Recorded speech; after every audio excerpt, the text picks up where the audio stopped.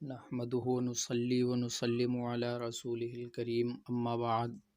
فاعوذ بالله من الشيطان الرجيم بسم الله الرحمن الرحيم الف لام میم احسب الناس ان يتركوا ان يقولوا آمنا وهم لا يفتنون آمنت بالله صدق الله المولانا العظيم وبلغنا رسوله النبي الأمين الكريم ونحن على ما قال ربنا لمن الشاهدين والشاكرين والذاكرين والحمد لله رب العالمین۔ کوئی گل باقی رہے گا نہ چمن رہ جائے گا،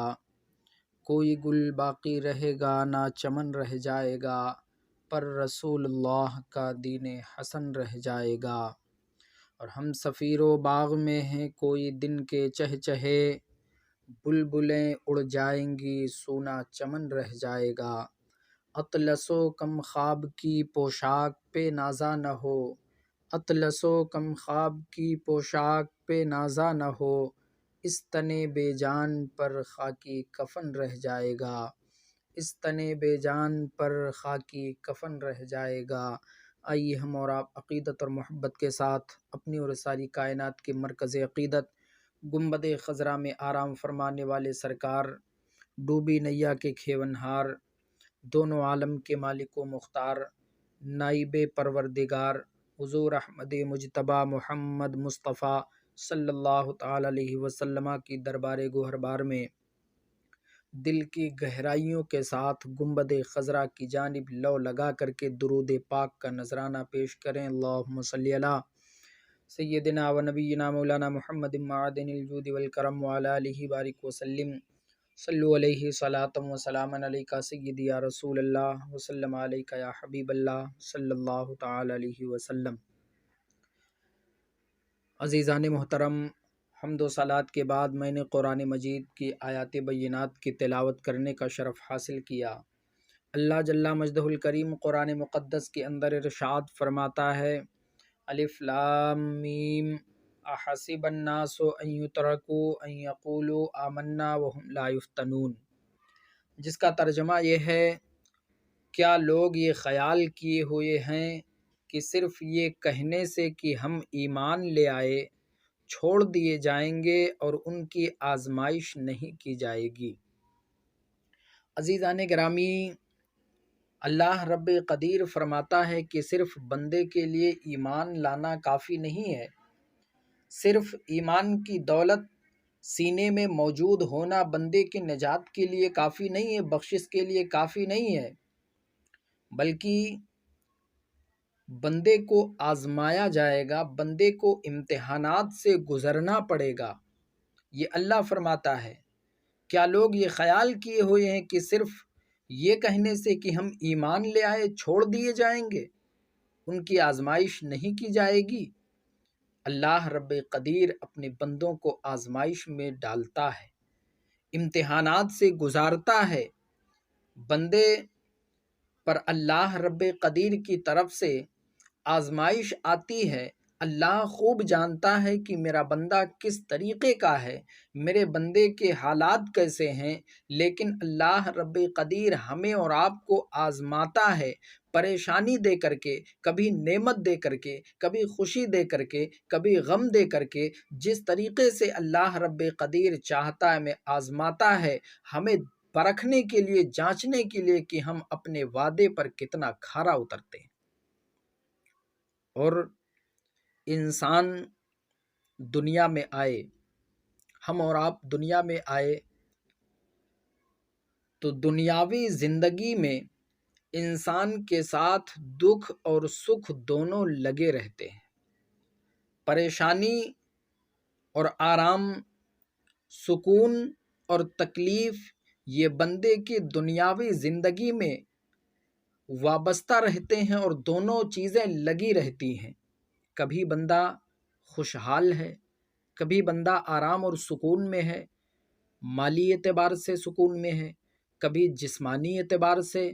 خوش ہے، کبھی کاروباری اعتبار سے یا اور سارے ذرائع کے اعتبار سے بندہ کبھی خوش رہتا ہے، کبھی سکون محسوس کرتا ہے، لیکن کبھی بندے پر پریشانی رہتی ہے تو بندے کو جسمانی پریشانی رہتی ہے، کبھی مالی اعتبار سے بندہ پریشان رہتا ہے، کبھی جسمانی اعتبار سے پریشان رہتا ہے، کبھی کاروباری اعتبار سے پریشان رہتا ہے، کبھی اور ذرائع سے بندہ پریشان رہتا ہے۔ تو یہ دونوں چیزیں آرام اور سکون، دکھ اور سکھ بندے کی دنیاوی زندگی میں وابستہ ہیں اور یہ دونوں چیزیں چسپاں رہتی۔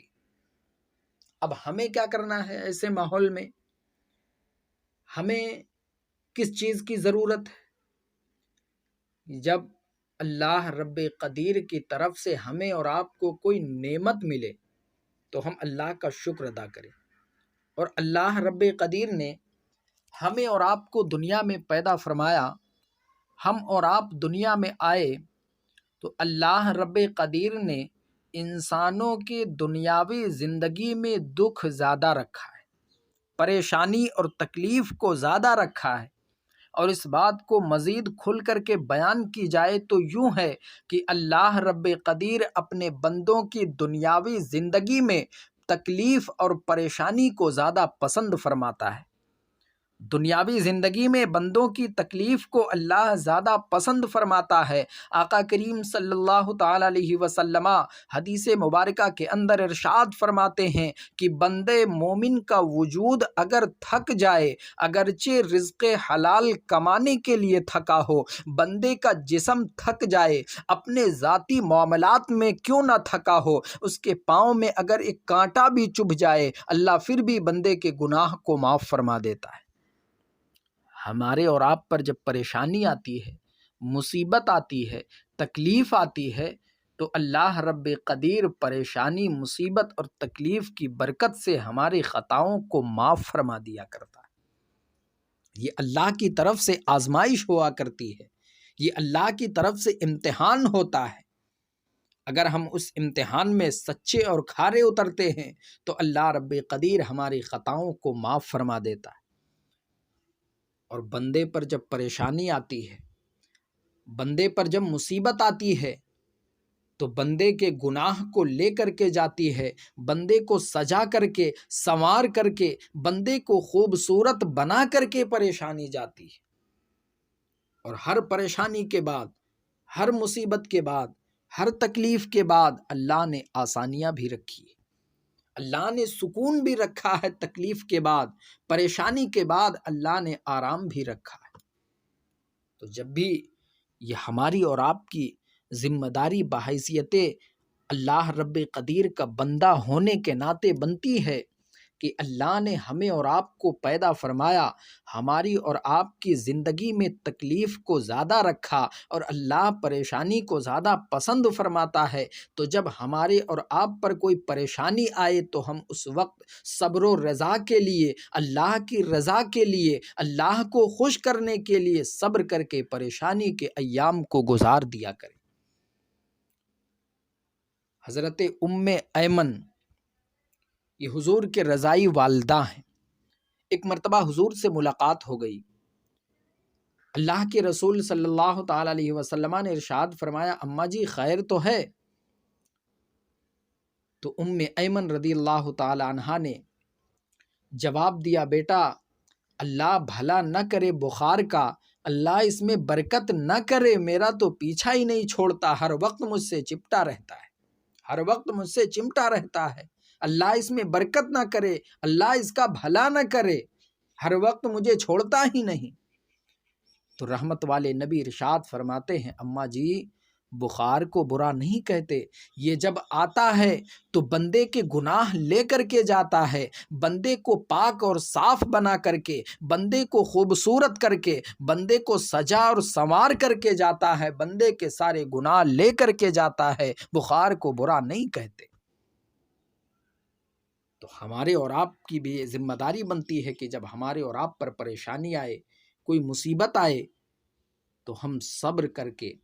ان ایام کو گزار دیا کریں، اور جب نعمت ملے، کوئی خوشی میسر ہو جائے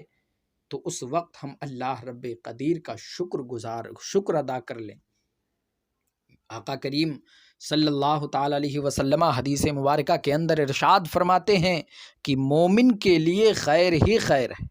سبحان اللہ، مومن کے لیے آقا فرماتے ہیں خیر ہی خیر ہے۔ عرض کیا حضور وہ کیسے؟ آقا نے ارشاد فرمایا کہ جب بندے مومن کو کوئی نعمت میسر ہوتی ہے، بندے مومن کو کوئی نعمت ملتی ہے تو اللہ کا شکر ادا کر کے خیر اکٹھی کر لیتا ہے، اور جب پریشانی آتی ہے، کوئی تکلیف آتی ہے، بندے پر کوئی مصیبت آ جاتی ہے تو صبر کر کے خیر اکٹھی کر لیا کرتا ہے۔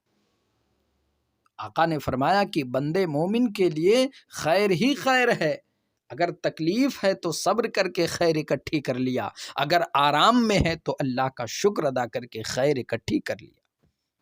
ہمیں اور آپ کو بھی یہ چاہیے، یہ ہماری اور آپ کی بھی ذمہ داری بنتی ہے کہ اللہ نے ہمیں اور آپ کو دنیا میں بھیجا تو یہ دنیا ہمارے اور آپ کے لیے امتحان گاہ ہے۔ امتحان گاہ میں ہم اور آپ آئے ہیں تو ہر طریقے سے ہم سے امتحان لیا جائے گا، ہر طریقے کی مشکلات کا سامنا کرنا پڑے گا، ہر طریقے کی پریشانیوں کا ہمیں اور آپ کو سامنا کرنا پڑے گا۔ تو ہمیں اس بات کی ضرورت ہے کہ جب اس امتحان گاہ میں اگر کوئی پریشانی کا سامنا کرنا پڑ جائے، کوئی مصیبت کا سامنا ہو جائے تو صبر کر کے اس ایام کو ہم اور آپ گزار دیا کریں تاکہ ہمارے اور آپ کے لیے خیر اکٹھی ہو جائے۔ شکر گزار اللہ کا بندہ بنے۔ اللہ کا جو شکر گزار بندہ ہوتا ہے وہ اللہ کا کتنا محبوب ہو جایا کرتا ہے۔ پریشانی کے ایام میں، مصیبت کے وقت میں جب بندہ صبر کر لیتا ہے تو اس کا مقام اور مرتبہ کتنا بلند ہو جاتا ہے۔ آؤ دیکھو حضرت یونس علیہ السلام، حضرت یونس علیہ السلام کی ایک مرتبہ دوستی ہو گئی سید الملائکہ بلبل سدرہ جناب جبریل امی سے۔ تو ایک دن یونس علیہ السلام نے بلبل سدرہ سے ارشاد فرمایا کہ جبریل، میرا جی چاہتا ہے کہ میں اللہ کے کسی شکر گزار بندے کی زیارت کروں۔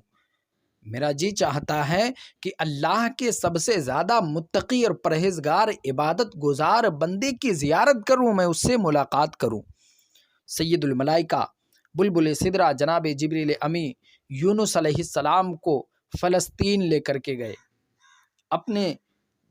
شہر اور اپنے قصبہ، اپنے علاقے سے بڑی دور فلسطین لے کر کے گئے، اور ایک ایسے بندے کے پاس لے گئے جو دونوں آنکھوں سے معذور تھا، دونوں آنکھیں اس کے پاس نہیں تھی، نہ دونوں ہاتھ تھے نہ دونوں پاؤں تھے، لیکن بندے کی زبان پر اللہ کا شکر جاری تھا، بندے کی زبان پر اللہ رب قدیر کا شکر جاری تھا۔ اے اللہ تیرا شکر ہے، میرے معبود تیرا شکر ہے۔ یونس علیہ السلام نے جب دیکھا تو ارشاد فرمایا، جبریل میرا جی چاہا تھا، میں نے تو یہ کہا تھا کہ اللہ کی اس بندے کی زیارت کروں، اللہ کے اس بندے سے ملاقات کروں جو اللہ کا سب سے زیادہ عبادت گزار بندہ ہو، سب سے زیادہ متقی اور پرہیزگار بندہ ہو، سب سے زیادہ شکر گزار بندہ ہو، لیکن تم کہاں لے آئے؟ اس بندے کے پاس نہ تو ہاتھ ہے، نہ پاؤں ہے، نہ آنکھیں ہیں۔ سید الملائکہ نے کہا، اے اللہ کے نبی یونس علیہ السلام، اللہ رب قدیر نبیوں کے بعد اگر کسی کو سب سے زیادہ پسند کرتا ہے تو وہ یہی بندہ ہے۔ اللہ نبیوں کے بعد اگر سب سے زیادہ کسی سے محبت کرتا ہے، سب سے زیادہ کسی سے الفت رکھتا ہے تو وہ یہی بندہ ہے۔ اور اس کی وجہ یہ ہے کہ اس بندے کے پاس دونوں آنکھیں نہیں ہیں، دیکھنے کے لیے بندے کے پاس آنکھیں نہیں ہیں، پکڑنے کے لیے ہاتھ نہیں ہے، چلنے کے لیے پاؤں نہیں ہیں، لیکن ان ساری نعمتوں سے محروم ہونے کے باوجود بھی اس بندے نے کبھی اپنی زبان پر شکوہ نہیں کیا، کبھی گلے نہیں کیے، اللہ رب قدیر سے کبھی کوئی شکوہ نہیں کیا، بلکہ ہر وقت اس کی زبان پر شکر کے کلمات جاری ہیں۔ اللہ رب قدیر کا ہر وقت یہ بندہ شکر ادا کرتا رہتا ہے، اللہ رب قدیر کا یہ بندہ اپنی زبان پر یہ کلمات جاری رکھتا ہے کہ اللہ جس حال میں رکھے وہی حال اچھا ہے، اللہ کا شکر ہے، میرے معبود کا شکر ہے۔ ہر وقت بندے کی زبان پر شکر کے الفاظ جاری رہتے، تو اس شکر کی برکت سے اللہ نے جو اسے ان نعمتوں سے محروم رکھا،